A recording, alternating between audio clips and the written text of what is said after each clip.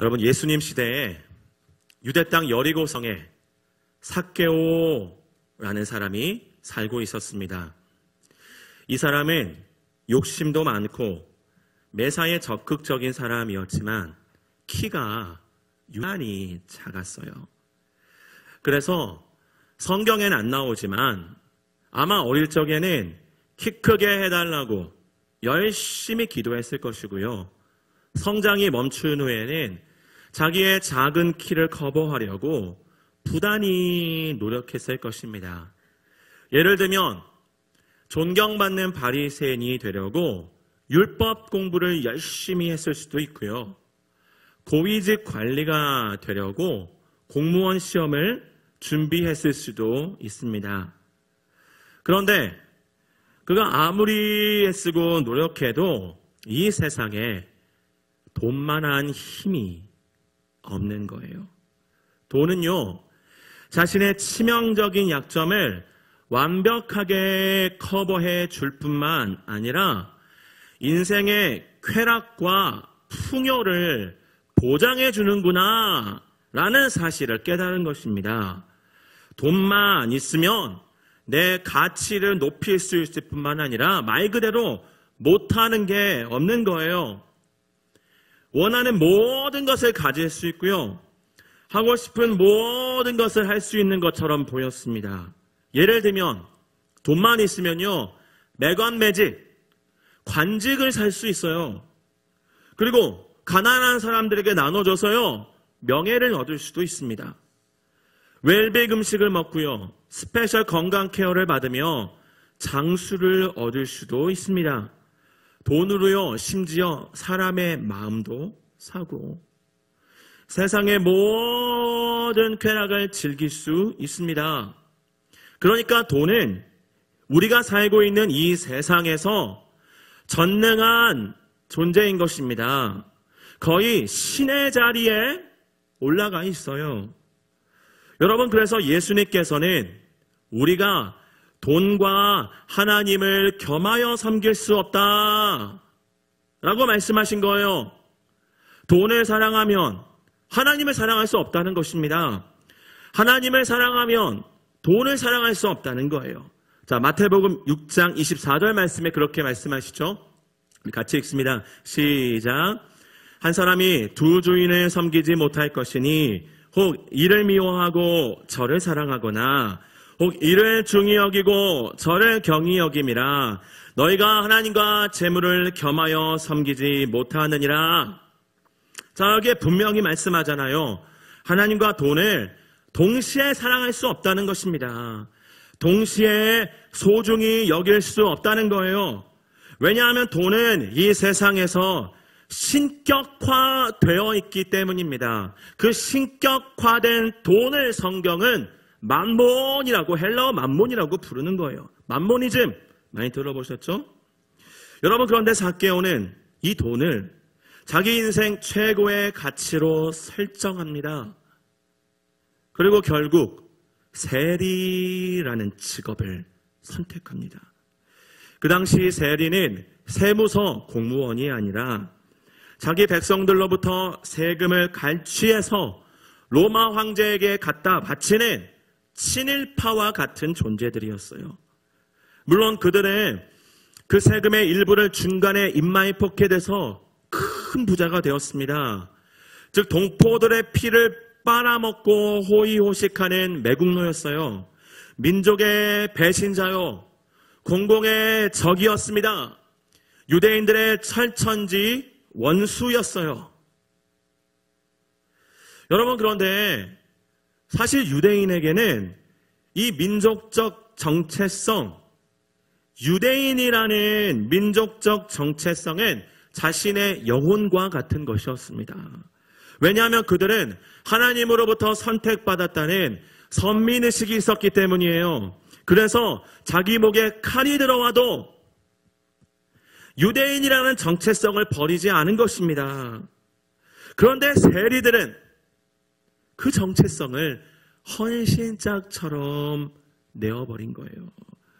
얼마나 돈을 사랑했던지, 자신의 민족, 자기 명예, 자기의 정체성, 자기의 신앙과 양심까지 돈과 맞바꾼 것입니다.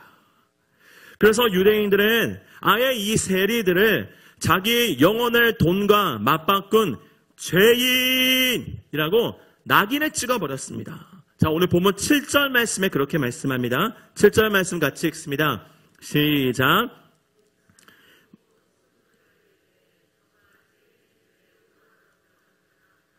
네, 삭개오의 집을 죄인의 집이라고 부르죠. 그러니까 세리인 삭개오는 죄인 그 자체였습니다. 여러분, 그런데 세상의 삭개오는 세리 중에서도 세리장이었습니다. 자, 오늘 본문 1절, 2절 말씀을 다시 한번 읽습니다. 1절, 2절 읽습니다. 시작.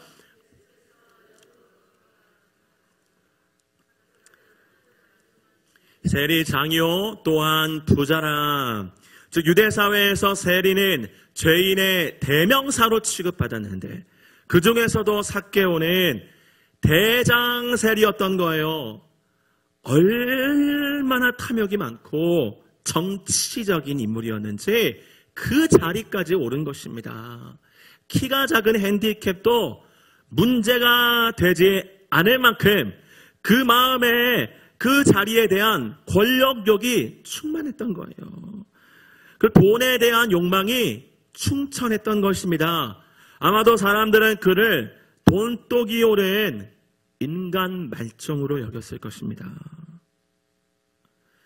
여러분, 그런데 이런 그에게도 복음의 소식이 들려왔습니다. 즉 메시아이신 예수님이 여리고를 지나가신다는 소식을 들은 거예요. 예수님을 직접 볼 수 있는 절호의 기회가 온 것입니다. 자, 오늘 보면 3절 4절 말씀을 보시면 그가 예수께서 어떠한 사람인가 하여 보고자 하되 키가 작고 사람이 많아 할 수 없어 앞으로 달려가서 보기 위하여 돌무화과 나무에 올라가니 이는 예수께서 그리로 지나가시게 됨이더라. 즉 삭개오는 예수님을 보려고 밖에 나왔는데 얼마나 사람이 많은지 볼 수가 없는 거예요. 게다가 그는 키가 작잖아요. 사람들 너머로도 볼 수가 없는 것입니다. 그렇다고 사람들 사이를 이렇게 헤집고 들어갈 수도 없었어요. 사람들의 시선이 두려운 거예요. 아마 동료 세리들은 포기하고 돌아갔을 것입니다. 그런데 삭개오는 내가 예수님을 보겠다는 그 일념으로 두 가지 다른 모양으로, 모습으로 반응합니다. 첫 번째 반응은 뭐냐면 4절 말씀처럼 앞으로 쭉 달려갔어요. 즉 예수님이 지나가실 길로 미리 달려간 거예요. 그리고 두 번째 반응은 미리 달려가서 거기에 그냥 서서 기다린 것이 아니라 옆에 있는 돌무화과 나무에 올라갔습니다. 큰 무리가 예수님과 함께 이동하고 있기 때문에 그냥 이렇게 서 있잖아요. 그러면 뒤로 밀쳐지는 거예요. 그래서 그 작은 키로 나무에 올라간 것입니다. 그 작은 키로. 여러분, 이 모습엔 단순히 호기심만 있었던 것이 아니라 그의 마음에 메시아에 대한 뜨거운 열망이 있었음을 보여주는 거예요. 구원자에 대한 간절함이 있었던 것입니다. 진짜 구원자를 나도 만나고 싶습니다. 나도 진짜 구원자가 필요합니다. 라는 거예요. 사람들은 자기를 죄인이라고 부르고요. 지역 백성이라고 불렀지만 그의 마음에는 하나님의 용서와 구원에 대한 불타는 열망이 있었던 것입니다. 왜냐하면 아무리 돈이 많아도 아무리 부자여도 진정한 기쁨과 평안은 없는 것입니다. 오히려 항상 불안하고 공허했어요. 하나님을 등지고 민족을 배신했다는 죄책감에 시달렸어요. 그리고 돈 때문에 소중한 관계들을 잃었습니다. 결국 돈은 가짜 구원자였던 거예요. 그래서 그는 진짜 구원자를 열망하며 나무 위에까지 올라간 것입니다. 여러분, 우리가 살고 있는 이 시대는 2000년 전 예수님의 시대보다 그 세상의 힘이 훨씬 더 강력합니다. 돈, 성공, 쾌락, 외모, 권세와 같은 이 세상의 힘이 얼마나 막강하게 작용하는지 몰라요. 그리고 사람들은 이 힘에 완전히 사로잡혀 있습니다. 예수님의 시대 때는 적어도 가족, 양심, 신앙이라는 가치는 살아 있었어요. 그런데 이 시대는 자본주의 사회잖아요. 과학기술이 발전되어 있잖아요. 물질주의와 쾌락주의가 사람들의 정신세계를 사로잡고 있는 거예요. 사람들은 하나같이 돈과 쾌락을 열망합니다. 크리스찬이든 논 크리스찬이든, 젊은이든 노인이든, 남자든 여자든 모든 사람들이 돈과 쾌락이라는 이 세상의 힘을 하나님 자리에 올려두고요, 우상 숭배하는 것입니다. 여러분, 저는 최근에 한국의 많은 크리스찬들이 로또를 하고 있다는 이야기를 들었습니다. 그리고 너무 충격받았어요. 왜냐하면 이 세상에서 돈은 신격화되어 있는 거짓신인데, 로또는 그 거짓신을 우상 숭배하는 대표적인 행위이기 때문입니다. 돈을 얼마나 사랑하는지 한 번에 트럭째 받고 싶은 거예요. 일확천금을 꿈꾸며 로또를 사잖아요. 그리고 당첨번호가 발표되는 토요일을 손꼽아 기다립니다. 내 인생의 낙이요 소망입니다. 그날을 기다려요. 예수가 구원자가 아니라 돈이 구원자입니다. 예수를 믿고 예수님을 소망하는 게 아니라 돈을 믿고 로또 6자리 당첨을 소망하는 거예요. 여러분, 바울은 돈을 사랑하는 것이 일만 악의 뿌리다라고 말했어요. 모든 죄악의 근원이다라는 거예요. 그래서 돈을 사랑하지 말라라고 말합니다. 돈을 추구하지도 말라라고 해요. 입을 것과 먹을 것이 있은즉 족한 줄로 알고 자족하는 법을 배워라. 현재의 경제력에 만족해라. 디모데전서 6장에 말씀하잖아요. 왜냐하면 우리는요, 하나님의 나라와 그의 의를 추구하는 자들입니다. 우리의 생존은 하나님의 소관이에요. 하나님이 책임져 주시는 것입니다. 이 모든 것을 너희에게 더하시겠다라고 말씀하셨잖아요. 하나님이 우리의 생존을 지키시겠다고, 우리의 기본적인 필요를 채우시는 일은 하나님의 일이라고 말씀하시는데도 우리는 그것을 내 일로 생각해요.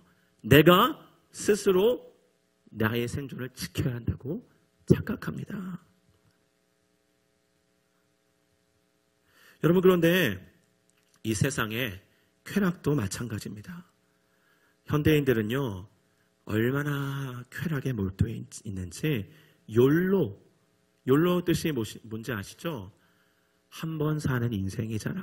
즐겨. 죽으면 다 끝나. 쾌락이야, 쾌락주의인 것입니다.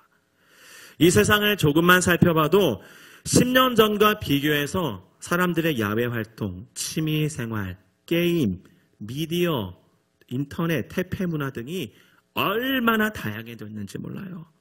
예를 들면 캠핑, 낚시, 등산, 익스트림 스포츠, 케이블 TV 채널들, 온라인 게임, 스마트폰 게임, 가상현실, 리얼돌, 불륜 사이트, 키스방, 마사지방, 무슨 방, 온갖 퇴폐업소들, 유튜브 채널들, 해외여행, 맛집 탐방, SNS, 수만 개의 쾌락이 있습니다.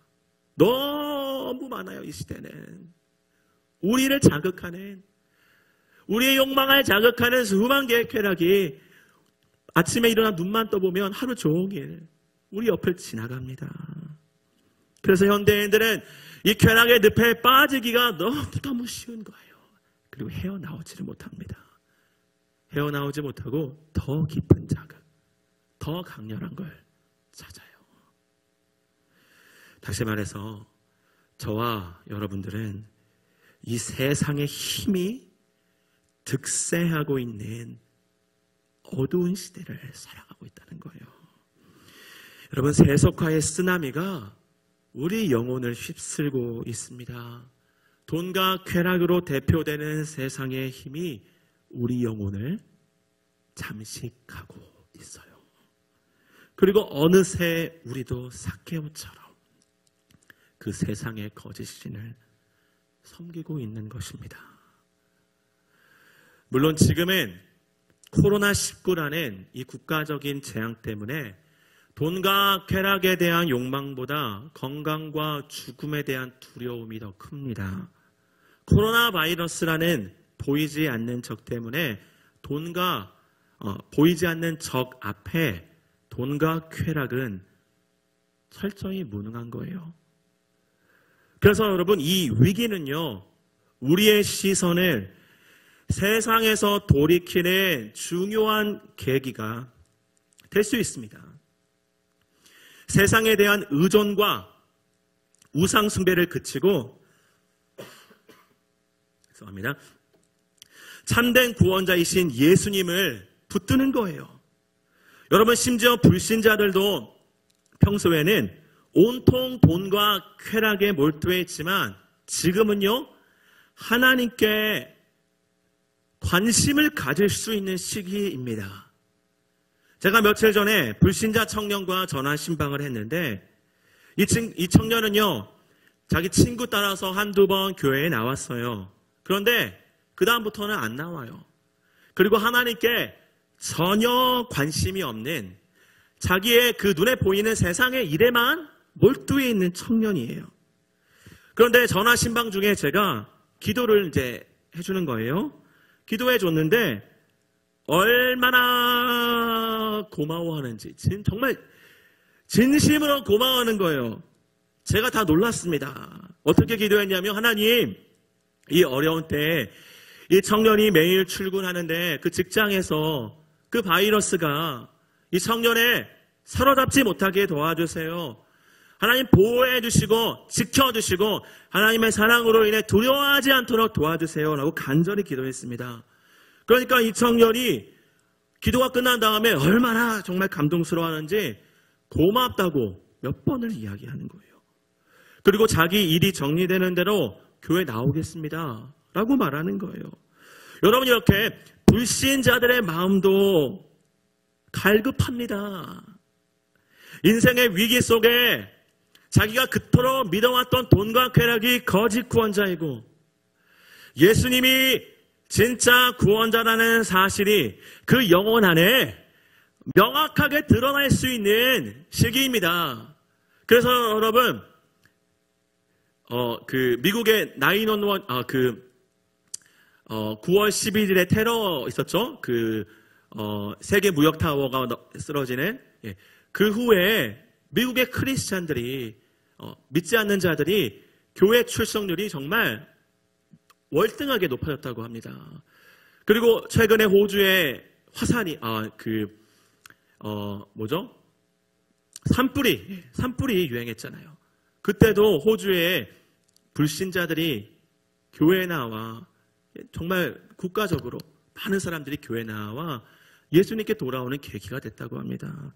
여러분, 이 시기가 진짜 구원자가 누구였는가? 내가 그토록 바라고 믿어왔던 이것이 쓸모없는 그 영적 현실이 명확하게 드러날 수 있는 너무너무나 중요한 시기입니다. 여러분, 그러자 예수님께서는 이제 나무 위에 오른 삭개오를 보시고 이렇게 말씀하셨어요. 오늘 본문 5절 말씀인데요. 오늘 본문 5절 말씀을 같이 보시면 예수께서 그곳에 이르사 쳐다보시고 이르시되 삭개오야 속히 내려오라. 내가 오늘 내 집에 유하여야 하겠다 하시니. 즉 삭개오의 이름을 직접 불러주시며 삭개오야 라고 부르셨잖아요. 그의 이름을 직접 불러주시며 그의 존재가 얼마나 특별하고 의미 있는지 공개적으로 인정해 주신 거예요. 여러분, 삭개오는 어릴 적부터 사람들의 인정을 받지 못했습니다. 오히려 죄인의 대명사, 인간 말종이라는 취급을 받았어요. 그의 이름은요, 이 여리고성의 유대인들 사이에는 저주받은 이름이었습니다. 그런데 어느 날 예수님께서 오셔서 자신의 그 이름을 친히 불러주신 거예요. 게다가 내가 너희 집에 유하여야 하겠다. 자기 집에 주무시겠다는 것입니다. 여러분, 이것이 삭개오에게 얼마나 큰 위로가 되었는지 몰라요. 자신의 존재 가치를 인정해 주시는 하나님의 사랑을 느낀 것입니다. 세상 그 어디에서도 자신의 존재를 인정해 주지 않았습니다. 자신의 돈으로 사람의 마음을 조금 살 수 있었을 뿐이지 자기 존재를 그렇게 위해주는 사람은 없었습니다. 특히 삭개오는 예수님이 메시아라는 사실을 확신하게 되었어요. 생면부지잖아요. 예수님이 삭개오를 언제 받겠습니까? 그런데 삭개오의 이름을 직접 불러주신 거예요. 삭개오야, 내가 너를 안다. 내가 너의 이름을 안다. 내가 너의 삶을 알고 너의 존재를 안다. 또한 예수님께서는 나무에서 내려오라 라고 말씀하셨는데, 여러분, 이것은 상징하는 의미가 있습니다. 성경에서 나무에 오른다는 것은 십자가 처형을 상징하는 거예요. 자, 갈라디아서 3장 13절 말씀 같이 봅니다. 갈라디아서 3장 13절 말씀입니다. 같이 읽습니다. 시작.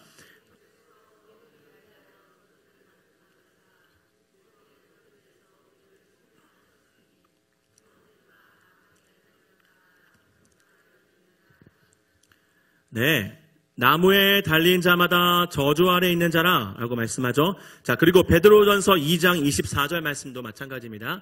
같이 읽습니다. 시작. 친히 나무에 달려 그 몸으로 우리 죄를 담당하셨으니 이는 우리로 죄에 대하여 죽고 의에 대하여 살게 하려 하심이라. 그가 채찍에 맞음으로 너희는 나음을 얻었나니. 여러분, 예수님께서 친히 나무에 달리심으로 저주를 받으신 것입니다.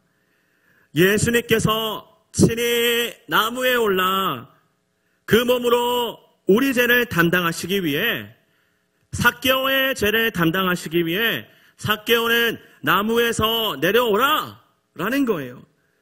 그분이 우리 죄를 뒤집어 쓰신 다음에 그분이 대신 나무에 오르시려고 우리는 나무 아래로 내려오게 하신 것입니다.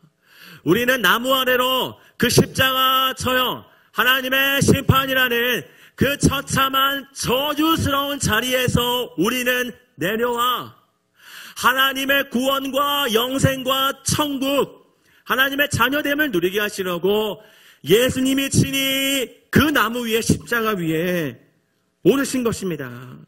그분이 대신 우리가 서서 우리의 죄값을 치러야 할 그 자리에 예수님이 대신 오르시기 위해 우리는, 삭개오는 나무 위에서 내려오라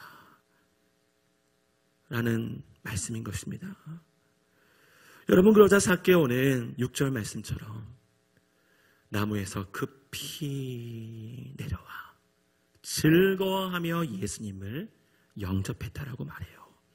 그리고 삭개오는 이렇게 말합니다. 오늘 본문 8절 말씀에 삭개오가 서서 주께 여짜오되 주여 보시옵소서, 내 소유의 절반을 가난한 자들에게 주겠사오며 만일 누구의 것을 속여 빼앗은 일이 있으면 내 갑절이나 갚겠나이다. 자기 재산의 절반을 가난한 사람들에게 주고 횡령한 돈이 있다면 4배나 갚겠다라는 거예요. 다시 말해서 예수님을 진짜 구원자로 믿을 뿐만 아니라 그 믿음을 이제 행동으로 확증한 것입니다.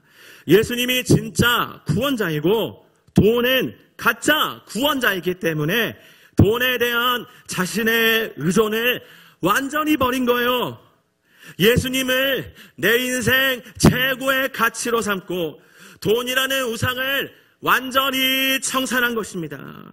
그러니까 그 마음에서부터 돈에 대한 의존과 우상 숭배를 내려놓게 되니까 이제 그 많은 돈까지 내려놓을 수 있었던 것입니다. 여러분, 믿음은 반드시, 진정한 믿음은 반드시 회개라는 변화를 만들어내게 되어 있습니다. 회개, 또 삶의 변화, 행동의 변화, 행동의 반응은 진정한 믿음이라면 반드시 나타나는 지극히 자연스러운 결과예요. 여러분, 우리 역시 예수님을 믿어서 구원받았잖아요. 예수님은 나의 구원자로 믿고 하나님의 자녀가 되었잖아요. 그런데 삭개오와는 달리 우리가 여전히 세상의 힘에 휘둘리고 있고 돈과 쾌락을 사랑하고 있고 이 세상에 창궐하는 그 재앙과 같은 두려움에 내 영혼이 똑같이 세상 사람들처럼 두려움에 휘둘리고 있다면 진짜 구원자이신 예수님을 향한 우리의 믿음은 무엇입니까? 지금 예수님이 제자들에게 풍랑에 두려워하는 제자들에게 두려워하지 말라고 너의 믿음이 어디 있냐라고 말씀하셨잖아요. 지금 우리의 믿음은 여러분 어디에 있습니까? 두려움이 있다면 믿음은 없어지는 거예요. 사라지는 거예요. 우리의 믿음이, 우리의 영적 실체가 지금 드러나는 거예요. 죽음 앞에 두려워할 자가 아니잖아요, 우리는. 세상의 힘인 돈과 쾌락 앞에 위축될 자가 아닙니다. 그런데 우리의 모습은 지금 어디에 있나요? 여전히 돈에 의존된 삶을 살고 세상 쾌락을 나의 만족과 기쁨으로 삼으며 세상 사람들의 모습과 똑같이 두려움으로 반응하며 살고 있나요? 여러분, 예수님께서는 삭개오와 같은 우리에게 먼저 찾아오셨습니다. 돈이라는 거짓 신에게 종로로 타며 파괴적인 삶을 살고 있던 우리에게 그분이 먼저 찾아오셨어요. 그리고 삭개오의 이름을 불러주신 것처럼 여러분, 우리의 이름을 불러주셨잖아요. 이미 우리의 존재를 알고 계신다고 말씀해 주셨잖아요. 그리고 우리의 존재가 얼마나 가치 있고 우리가 어떠한 사랑을 받고 있는지 저 십자가에서 증명해 주셨습니다. 우리가 저주받아야 할 그 자리를 예수님께서 대신 오르셨잖아요. 여러분, 우리는 어디에 우리의 마음이 어디에 있습니까? 돈과 쾌락에 대한 욕망으로 살고 있나요? 아니면 이 세상의 창궐에 있는 전염병에 대한 두려움으로 매몰되어 있나요? 여러분, 우리는 세상의 힘이 막강하고 세속의 파도가 줄기차게 우리에게 밀려오지만 삭개오와 같이 이 세상의 모든 영향력을 완전히 이제는 청산해야 합니다. 그리고 예수님을 우리 인생 최고의 가치로 모시고 그분으로 인해 내가 살고 그분으로 인해 내가 죽는, 예수로 살고 예수로 죽는 저와 여러분이 되시기를 간절히 축원합니다. 우리 함께 찬양하시겠습니다.